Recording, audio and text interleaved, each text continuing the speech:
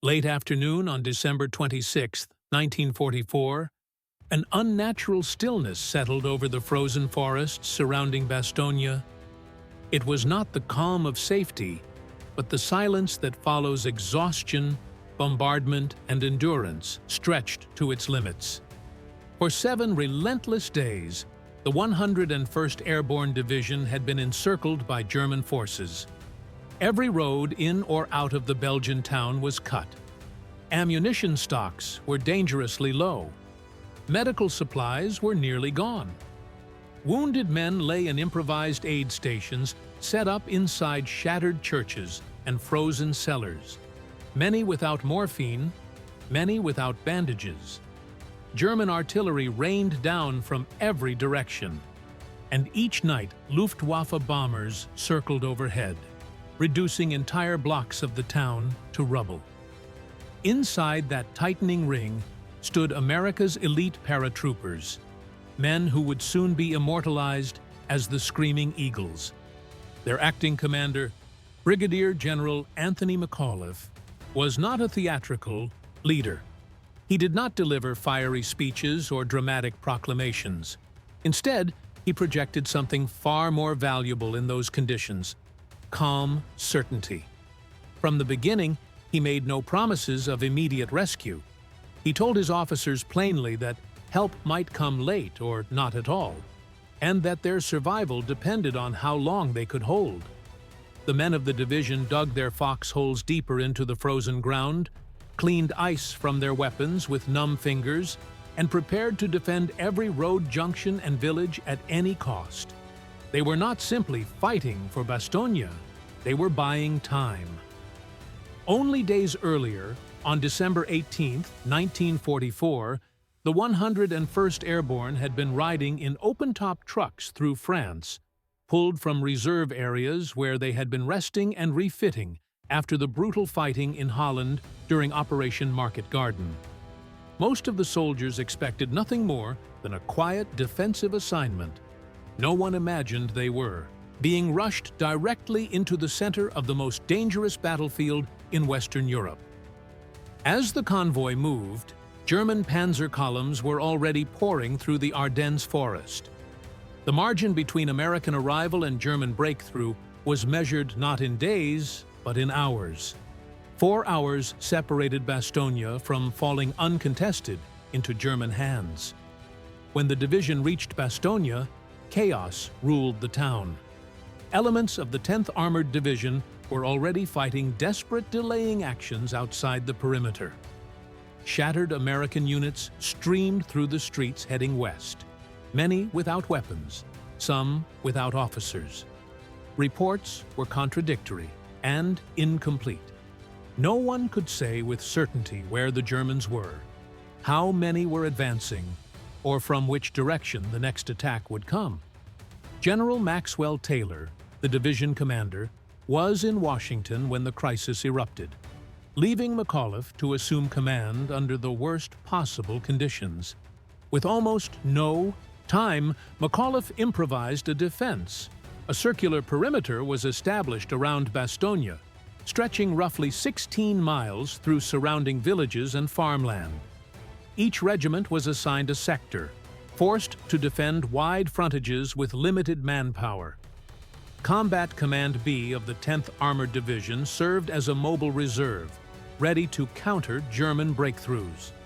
Tank destroyer units were rushed forward and positioned along likely armor approach routes. It was not an ideal defense. It was a desperate one. The perimeter was far too large to defend in depth. Gaps were unavoidable. Ammunition had arrived in limited quantities, and much of the division's artillery supply remained in dumps far to the rear, now threatened or captured by German advances. Food could last perhaps a week under strict rationing. Medical supplies were adequate only for light casualties, not the sustained combat that now seemed inevitable. Worst of all, winter had arrived in full force. Temperatures dropped well below freezing, and many soldiers lacked proper cold weather gear. Frostbite became as dangerous as enemy fire. By December 20th, 1944, German forces completed the encirclement. Volk's grenadier divisions attacked from the north. Panzerlehr pressed from the south and east. The 2nd Panzer Division bypassed Bastogne altogether, racing westward while leaving screening forces behind to contain the town. German planners believed Bastogne would fall quickly. A surrounded airborne division, lightly equipped and cut off from supply, should have collapsed under sustained pressure. For the paratroopers of the 101st, the realization that they were surrounded carried little psychological shock. Airborne doctrine assumed isolation. They were trained to fight behind enemy lines, to operate without supply, to hold until relieved or destroyed. What made Bastogne different was the scale. This was not a temporary dislocation after a jump. This was a deliberate siege, conducted by experienced German formations with armor, artillery, and air support. German attacks followed in waves. Infantry assaults, supported by tanks, probed the perimeter. Artillery barrages pounded defensive positions day and night. Villages changed hands, house by house. Yet the paratroopers held. Bazooka teams ambushed tanks at close range. Tank destroyers waited patiently in concealed positions. Artillery observers rationed shells, calling fire only when it would be decisive. German commanders grew frustrated. They had expected panic, not discipline. They had anticipated collapse, not coordination. Morale inside Bastogne rested on several pillars. One was McAuliffe himself, whose unshakable composure reassured officers and enlisted men alike. Another was trust in leadership at every level, from battalion commanders down to squad leaders. Most important was identity. These were not ordinary infantrymen. They were airborne. They had jumped into Normandy on D-Day. They had fought through the hedgerows of France. They had endured the disaster of Market Garden in Holland. In their own minds, surrender was simply not an option. On the morning of December 22, 1944, an unusual sight appeared near American lines south of Bastogne. 4 German soldiers approached under a white flag, carrying a formal surrender ultimatum. The timing was deliberate. The siege had tightened. Weather still grounded Allied aircraft, preventing aerial resupply. German intelligence believed American morale was breaking under constant attack and brutal cold. The ultimatum stated that Bastogne was completely surrounded by strong German armored forces and that continued resistance was futile. If the Americans did not surrender by a specified deadline, German artillery and bombers would reduce the town to ruins. Honorable treatment as prisoners of war was offered, but the implication was clear. Refusal meant destruction. The German delegation was blindfolded and escorted to an American command post. The message eventually reached McAuliffe, who had been grabbing a few moments of rest. When informed that the Germans were demanding surrender, his immediate response was spontaneous and unfiltered. Nuts! At first, the word was spoken in irritation rather than defiance. But as McAuliffe fully awoke and his staff discussed how to respond formally, the simplicity of that reaction became its strength. Officers debated drafting a conventional rejection. McAuliffe struggled to find language that captured exactly how he felt. Then Colonel Joseph Harper suggested that nuts was, in fact, the perfect reply. The written response was brief, beyond precedent. It read simply, "Nuts, the American commander." When the German officers received the message, they were confused. They asked for clarification. American escorts explained that nuts was an American expression roughly equivalent to telling someone to go to hell. If the Germans still did not understand, they were invited to resume the attack and discover the meaning firsthand. The response spread through Bastogne like wildfire, for soldiers huddled in frozen foxholes low on food and ammunition, it was more than a joke. It was proof that their leadership was unbroken. It restored morale at the moment it mattered most. Within hours, the story reached American correspondents and soon newspapers across the United States. McAuliffe's single word became a symbol of American defiance. The confidence behind that reply was not empty bravado. McAuliffe knew two critical things. Weather forecasts predicted clearing skies within days, which would allow Allied aircraft to resume operations. More importantly, he had been informed by General Troy Middleton that George Patton's Third Army was already racing north. If Bastogne could hold just a little longer, relief would come. German reaction to the rejection was immediate and violent. Artillery fire intensified, focusing on the town center where headquarters and medical facilities were located. Night bombing raids increased. Ground assaults grew more aggressive as German commanders searched desperately for a weak point. Yet the psychological impact of the refusal worked against them. It confirmed that Bastogne would not fall easily, forcing the Germans to commit time and resources they could not spare. Then, on December 23, 1944, the skies finally cleared. American P-47 Thunderbolts appeared overhead, striking German positions and providing close air support that compensated for dwindling artillery ammunition.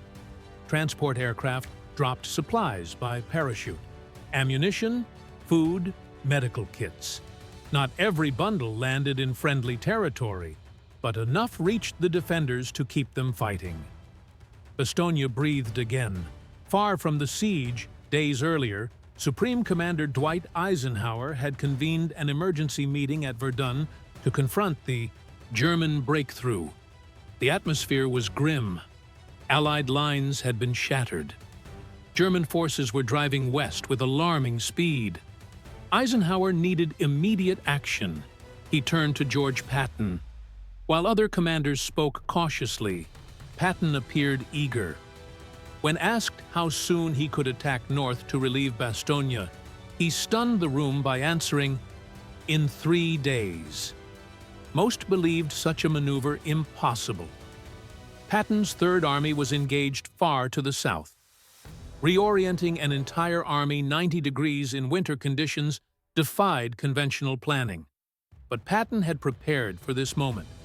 His staff had developed contingency plans weeks earlier. When the crisis came, he issued a simple code word. The army pivoted. Columns of men and vehicles began moving north in one of the most extraordinary logistical feats of the war. And as Bastogne endured its 7th day of encirclement, the sound of distant engines was already echoing through the Ardennes. As Bastogne clung to life, under constant bombardment, events far beyond the frozen foxholes were already in motion. The fate of the surrounded paratroopers no longer rested solely on their ability to endure, but on whether an entire American army could defy doctrine, terrain, and weather to reach them in time. The German offensive had achieved surprise, but it had also overextended itself. Supply lines stretched thin through narrow Ardennes roads. Fuel shortages plagued armored units. Every hour Bastogne held forced German commanders to commit additional forces to contain it. Forces that were desperately needed elsewhere. George Patton understood this better than anyone. When he left the emergency conference at Verdun, his confidence was not theatrical bravado. It was calculation. Long before German armor rolled through the Ardennes, Patton had suspected that the sector was vulnerable. Intelligence reports in late autumn had pointed to unusual German troop movements, while other commanders dismissed the region. As unsuitable for a major offensive, Patton had quietly prepared contingency plans. His staff had already worked through the logistics of a rapid pivot northward. When the order came, there was no hesitation. Within hours of Patton's signal, the Third Army began one of the most audacious maneuvers of the war. Entire corps disengaged from active operations along the Saar River. Units reversed direction on frozen roads clogged with traffic. Supply columns were rerouted.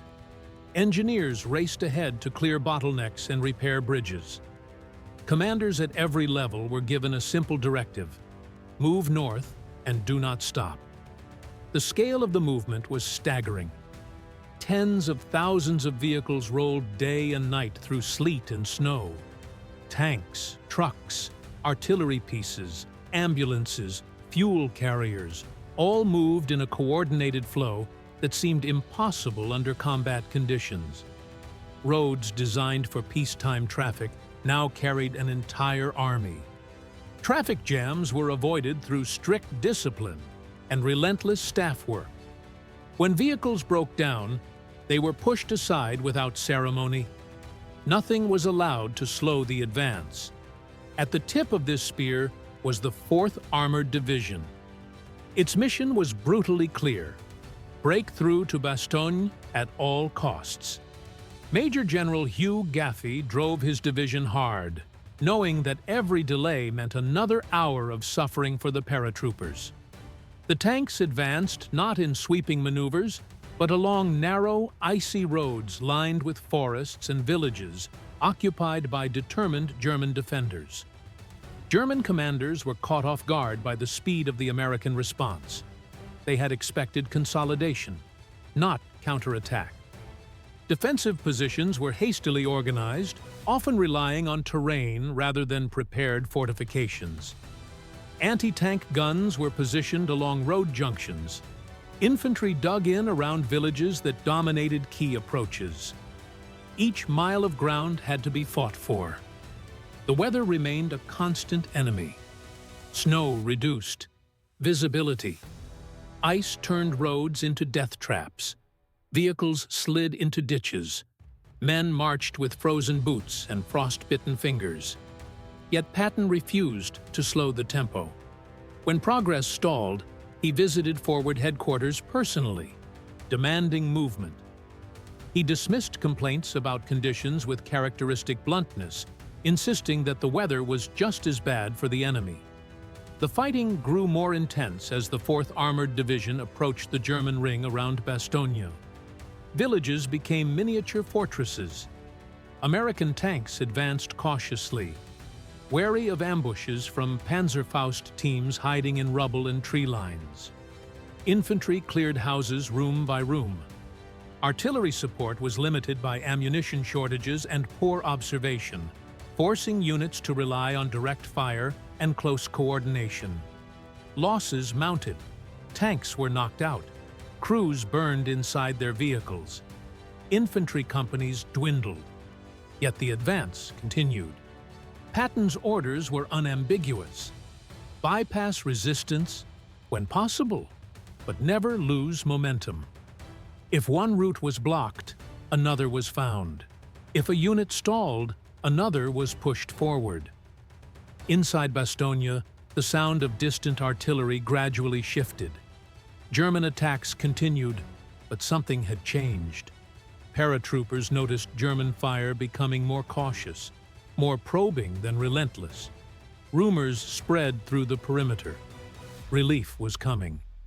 No one knew when, but hope returned. On December 24, 1944, German commanders launched renewed efforts to crush the pocket before relief could arrive. Attacks intensified along the southern and eastern sectors. Tanks advanced under cover of artillery barrages. Infantry pressed forward through the snow, determined to break the American lines. The fighting was savage. Positions changed hands multiple times. Casualties piled up on both sides. Yet the 101st held. Each attack was blunted. Each penetration was sealed off. Officers and non-commissioned officers led. From the front, rallying exhausted men who had not slept properly in days. The perimeter bent, but it did not break. Meanwhile, the 4th Armored Division fought its way through the last layers of German resistance. Progress slowed to yards rather than miles. German units understood the stakes now. Bastogne was no longer just a road junction. It was a symbol. If the Americans broke through, the German offensive would lose momentum. Every available unit was thrown into the defense.